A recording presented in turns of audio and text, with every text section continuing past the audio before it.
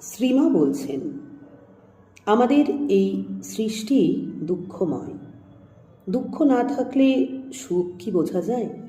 আর সকলের সুখ হওয়া সম্ভব কি করে? এই কথাটি বলেই শ্রীমা একটি গল্প বলছেন। গল্পটি মহাকাব্যে রামায়ণের চালচিত্রে আঁকা এক লোককথা।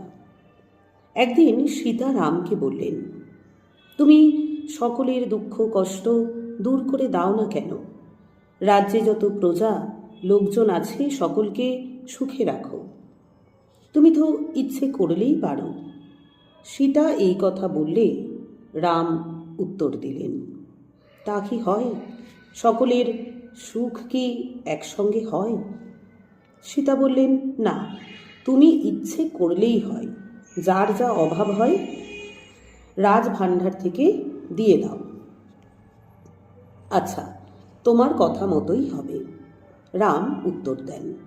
তখন লক্ষ্মণকে ডেকে বলেন, যাও, রাজ্য মধ্যে সকলকে জানাও, যার যা অভাব তা চাইলেই রাজকোষ হতে পেয়ে যাবে। এরপর সকলে রাজার আদেশ পেয়ে রাজসভায় এসে দুঃখ জানালো। রাজকোষ অবারিত। বেশ সকলে সুখে দিন কাটাতে লাগল।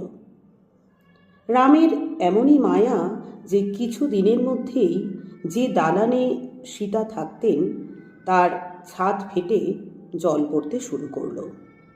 মেরামতের চেষ্টায় সীতা লোকজন ডাকতে বললেন, কিন্তু কোথায় লোকজন? কুলি মজুর কি আর আছে? রাজ্য মধ্যে কুলি মজুরের অভাবে ঘর দরজা কাজকর্ম সব নষ্ট হতে বসেছে। প্রজারা জানালে। তখন নিরুপায় সীতা রামকে বললেন, আর ভিজে ভিজে কষ্ট সহ্য হচ্ছে না, যেমনটি ছিল তুমি তেমনটি করে দাও, তাহলে কুলি মজুর সব কিছু মিলবে। সকলের একসঙ্গে সুখ হওয়া সত্যি সম্ভব নয়। রাম বললেন, তথাস্তু। তখন দেখতে দেখতে সব পূর্বের মতো হলো। কুলি মজুর সব মিলল। সীতা বললেন, ঠাকুর, এ সৃষ্টি তোমারই অদ্ভুত খেলা। চিরদিন কেউ সুখী থাকবে না। সব জন্ম কারো দুঃখে কাটবে না। যেমন কর্ম তেমন ফল, তেমনই যোগাযোগ হয়।